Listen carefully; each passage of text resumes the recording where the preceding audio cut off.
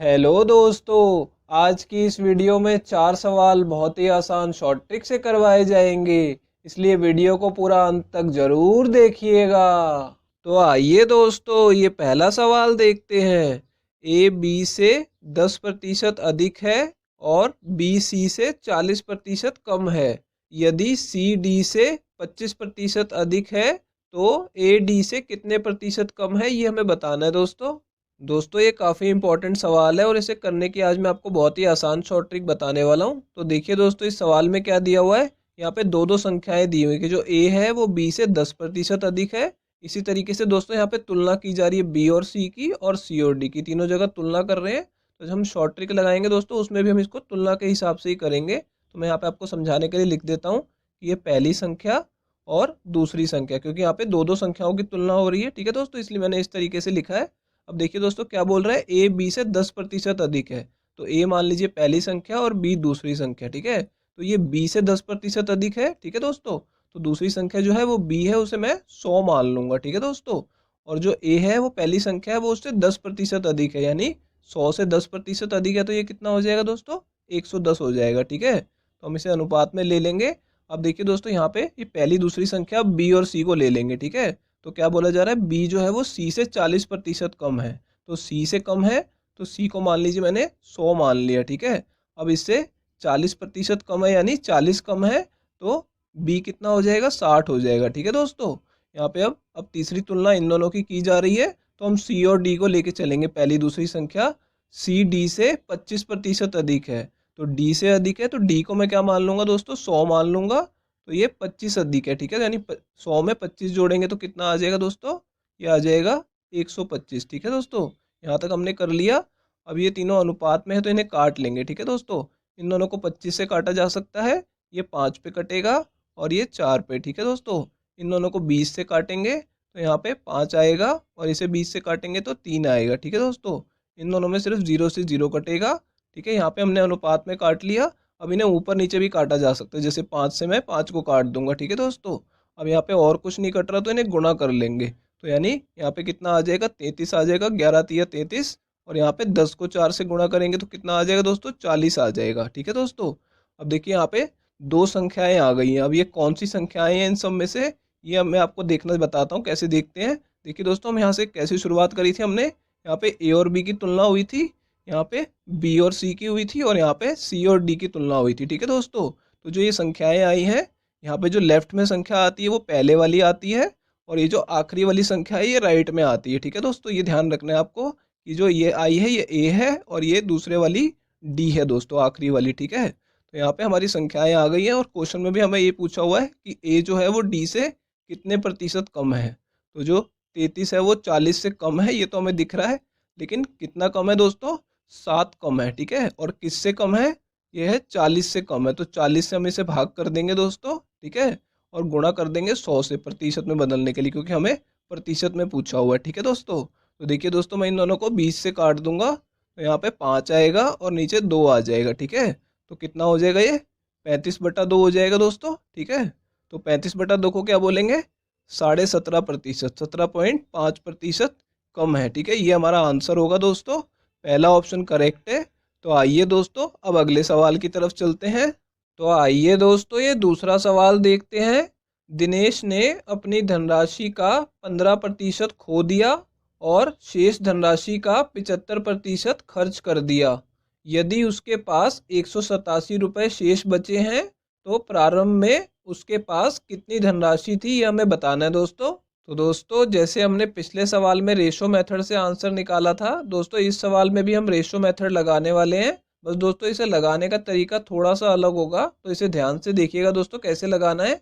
यहाँ पे बोला जा रहा है कि यदि उसके पास 187 रुपये शेष बचे हैं। ठीक है, तो यानी शेष धनराशि की बात की जा रही है, और हमसे पूछा जा रहा है कि प्रारंभ में उसके पास कितनी धनराशि थी। ठीक है दोस्तों, ये दो चीज़ों की बात हो रही है। तो यानी मैं यहाँ पे क्या करूँगा, पहले जो उसके पास धनराशि थी और जो शेष धनराशि है दोस्तों, इनका मैं रेशो ले लूंगा, अनुपात ले लूंगा। ठीक है दोस्तों, अब देखिए दोस्तों, इसे कैसे करेंगे।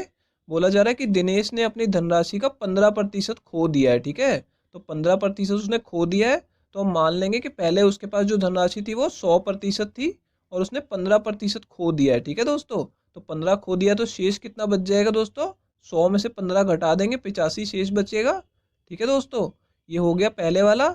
अब बोल रहा है कि शेष धनराशि जो बची है उसका उसने 75% खर्च कर दिया है। ठीक है दोस्तों, तो इस ट्रिक में आपको क्या करना है, यहाँ पे फिर से 100 लिख लेना है। ठीक है, जैसे हमने पहले 100 लिखा था, हमें एक बार और 100 लिख लेना है।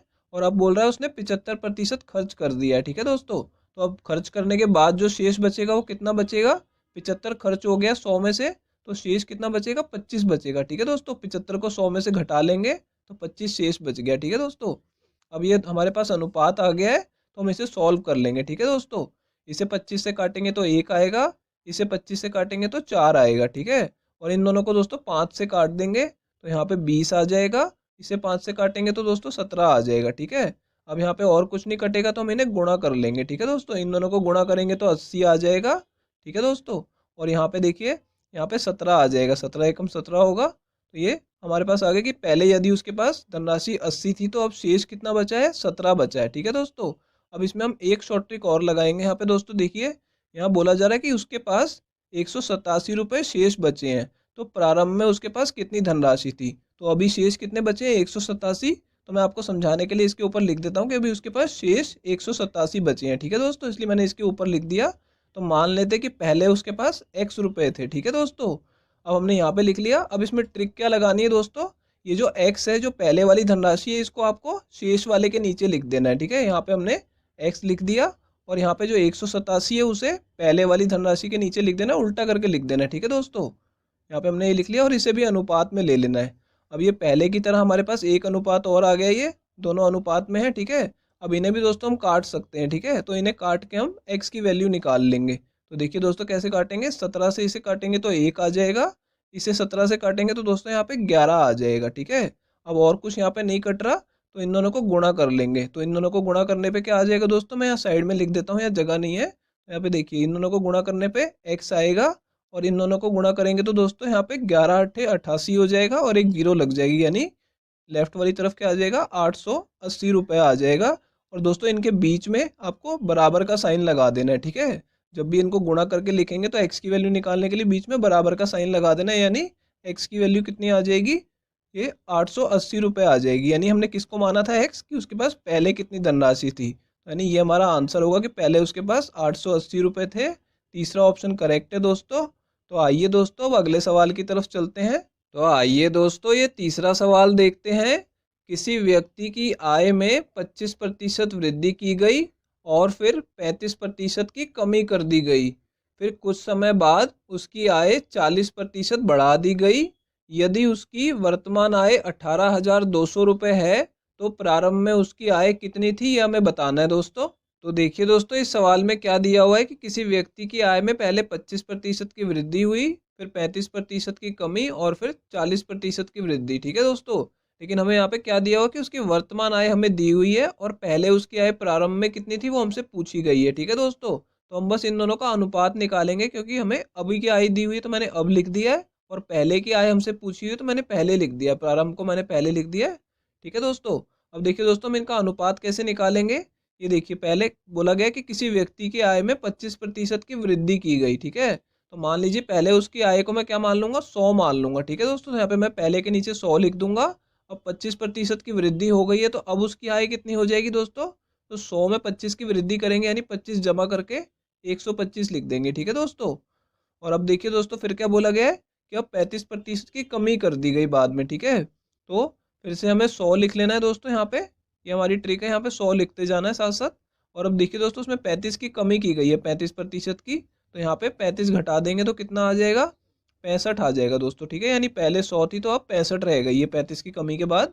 अब देखिए दोस्तों फिर से बोला गया कि 40% बढ़ा दी गई कुछ समय बाद, तो यहाँ पे फिर से हमें 100 लिख लेना है। ठीक है दोस्तों, और अब बोला गया 40% बढ़ा दी गई, तो यानी 100 में 40% बढ़ाएंगे तो 40 जमा कर देंगे, तो यानी 140 हो गई। ठीक है दोस्तों, अब ये तीनों अनुपात में आ गए हैं, तो हम इन्हें काट लेंगे। ठीक है दोस्तों, इन दोनों को 20 से काट लेंगे, तो यहाँ पे देखिए दोस्तों 20 से काटने पे 7 आएगा, इसे 20 से काटेंगे तो 5 आ जाएगा। ठीक है दोस्तों, इन दोनों को 5 से काटा जा सकता है, तो यहाँ पे 5 से काटेंगे तो 13 आएगा, इसे 5 से काटेंगे तो दोस्तों 20 आ जाएगा। ठीक है, इन दोनों को 25 से काट लेंगे, तो देखिए दोस्तों इसे 25 से काटेंगे तो 5 आ जाएगा, इसे 25 से काटेंगे तो 4 आ जाएगा। ठीक है दोस्तों, और अब ऊपर नीचे भी इसमें काटा जा सकता है। 5 से मैं 5 को काट दूंगा, ठीक है दोस्तों। अब जो बाकी बचे हैं वो और कुछ भी नहीं कट रहा, तो यहाँ पे हम गुणा कर लेंगे, ठीक है। तो 4 को 20 से गुणा करेंगे तो 80 आ जाएगा, ठीक है दोस्तों।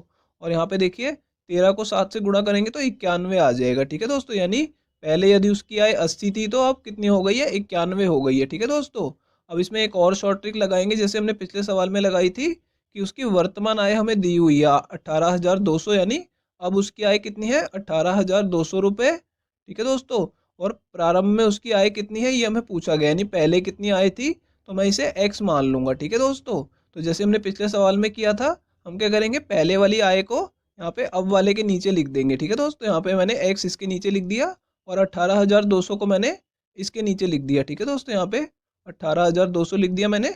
अब देखिए दोस्तों ये भी अनुपात में इनको ले लेंगे और फिर से हमारे पास 2 अनुपात और आ गए हैं, ठीक है दोस्तों। अब इन्हें भी हमें काट के x की वैल्यू निकालनी है।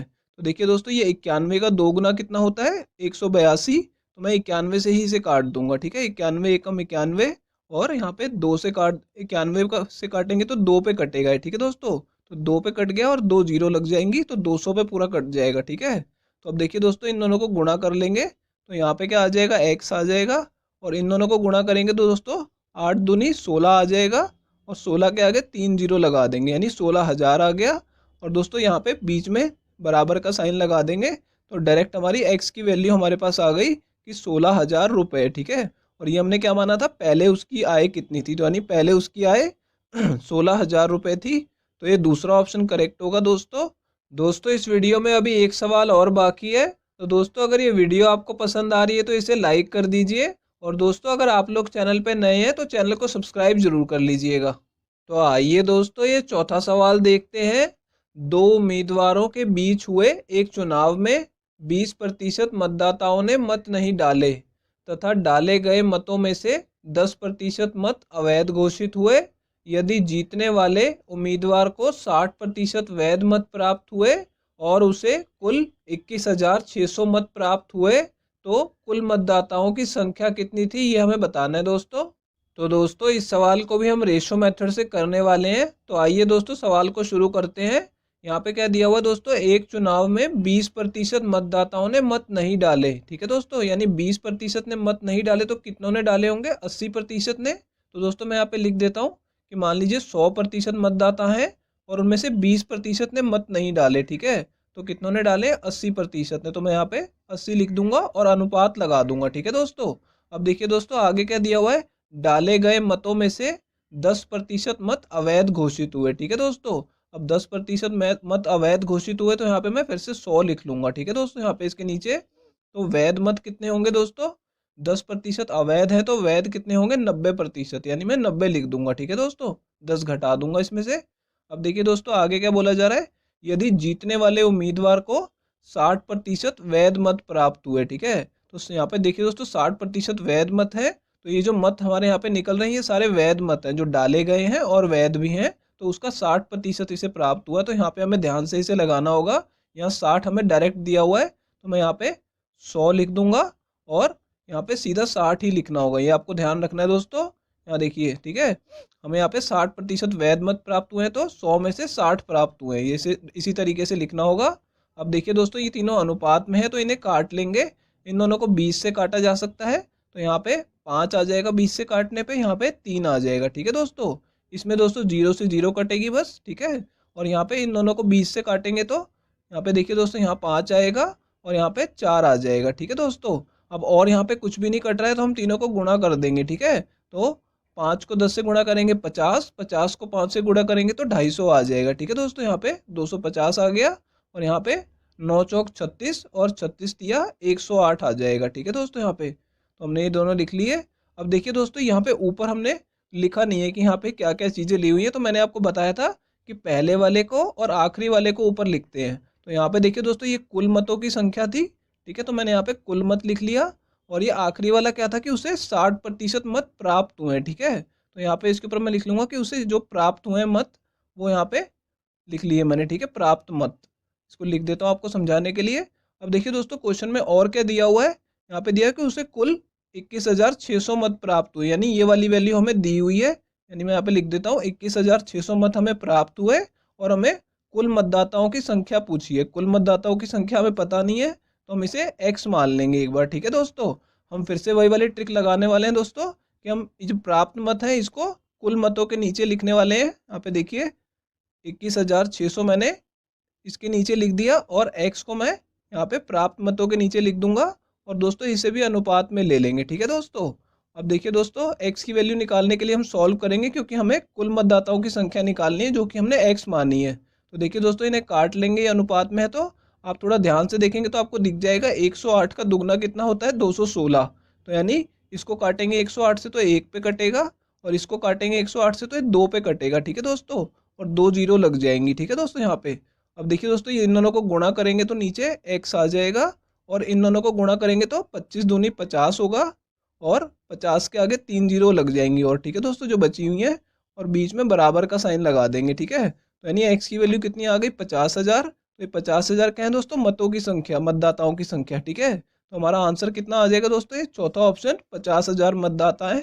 दोस्तों एसएससी जीडी की तैयारी के लिए मैंने और भी वीडियोस बना के प्लेलिस्ट में डाली हुई हैं और उस प्लेलिस्ट का लिंक दोस्तों नीचे डिस्क्रिप्शन में दिया हुआ है, तो वहां जाके आप उन सभी वीडियोस को भी जरूर देखिएगा। तो दोस्तों इस वीडियो को यहीं ख़त्म करते हैं, आपसे मिलेंगे अब अगली वीडियो में।